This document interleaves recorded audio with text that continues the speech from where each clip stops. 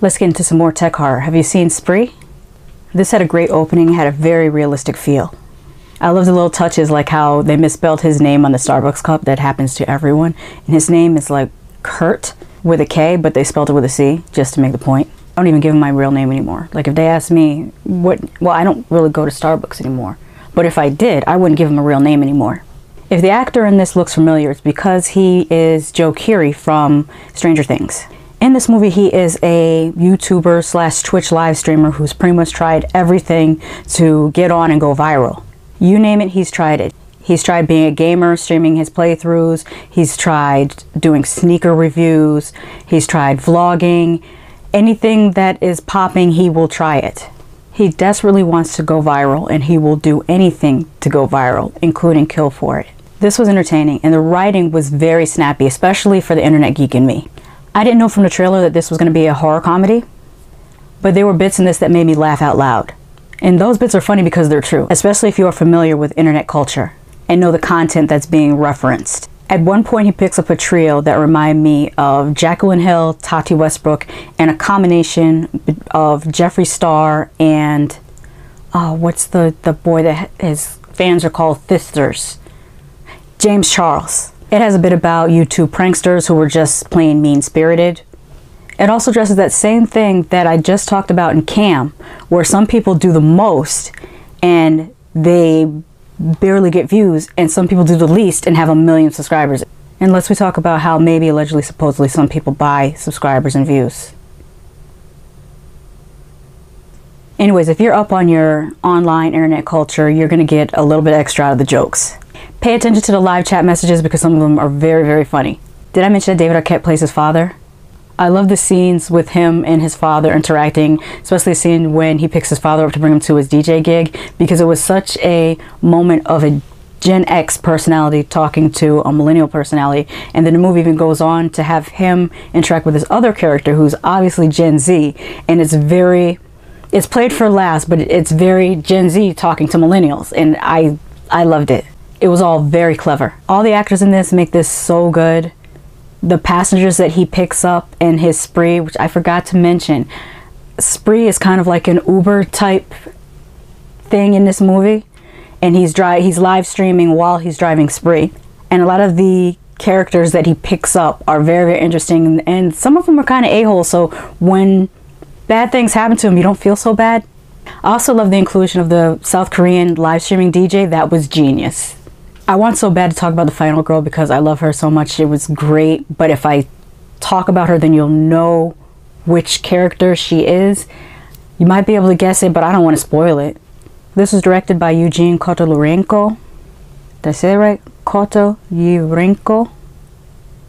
That's what I'm trying to pronounce. I hope I did it okay. And he co-wrote this with Gene McKay. They did a great job because they demonstrate that they very much understand internet culture.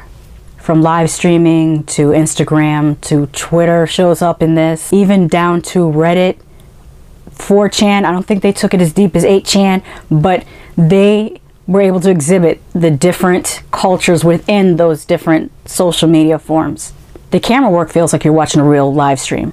Like the way the cameras are set up in a car and they just switch between different cameras.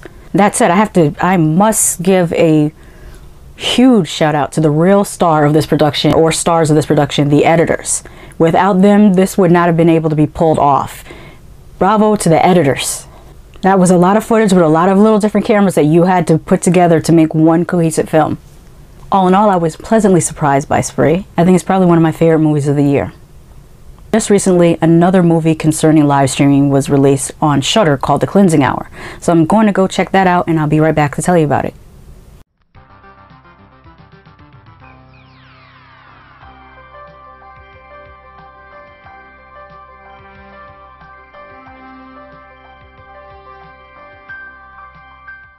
Let's talk about The Cleansing Hour on Shudder. This movie is about a live streaming exorcist who wants to be verified. Or as he puts it, no one takes you seriously until you have a blue check bar next to your name. So you can see why I paired these two together. In this guy's case, each of his exorcisms are staged and completely phony until one isn't. One night, a person who actually is demonically possessed shows up. This is not shot completely found footage style. Most of it is shot regular cinema style. Although there are some scenes that are shown how the viewers would see it on a live stream. A criticism that I have is that it was hard to read the live stream. Like, I don't know why it looked the way it did. It looked like if there was a live stream in 1998, that's how it would have looked.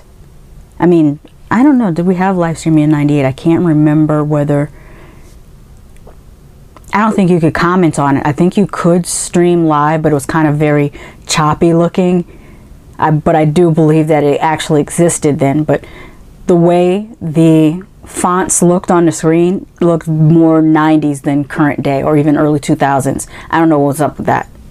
They were too hard to read, so I couldn't really get that extra from them. Like, you know how I just said in Spree, you read the live chat, and there's a lot of things that are comical within the live chat? You couldn't do that in this movie because it was too hard to read the live chat.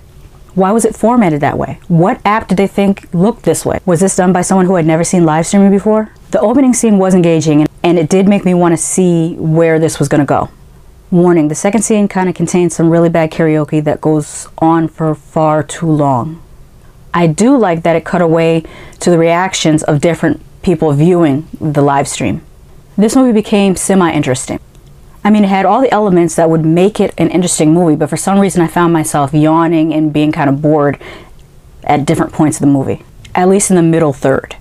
But then the last third, it got interesting again, so I would say stick it out. I think I would have enjoyed this better if it was shot completely in the live stream format and not in the cinematic format, except for the last 10 minutes. And if they made the live chat more readable like it was in Spree. They could have just set up different cameras. Like, there's YouTubers that have 3 and 4 camera angles for their videos.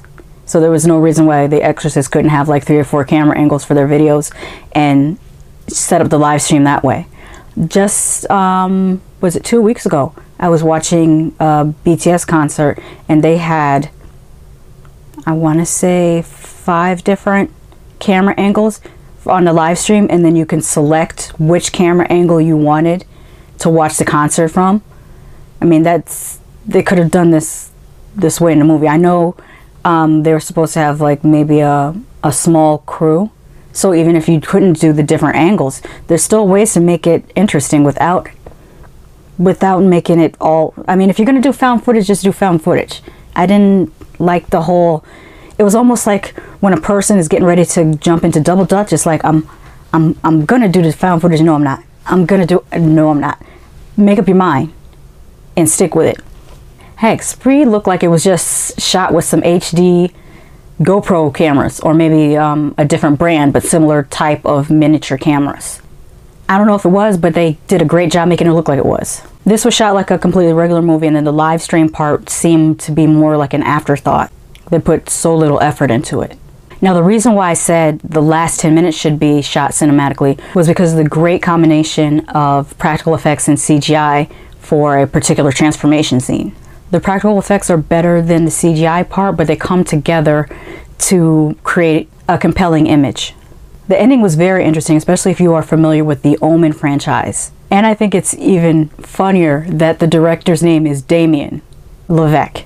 This is similar to movies like Mama, Lights Out, and Oculus, in that it was originally a short film and then they expanded it to a full-length feature. It was alright. It wasn't horrible. Like I said, that middle third was a little boring to me, and it probably could cut 20 minutes out of the movie. Between the two, I really like Spree better as far as providing a live stream experience.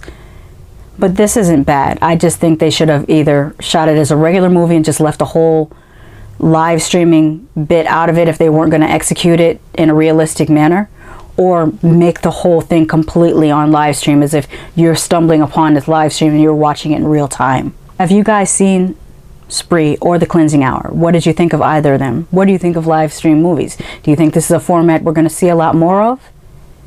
I hope so, if they're done more like Spree, because that was very creative and entertaining. But like I always say, don't take my word for it, watch it for yourself. Just because I love something doesn't mean you won't hate it, and just because I hate something doesn't mean you won't love it. Let me know what you think about either of these movies in the comments. Bye.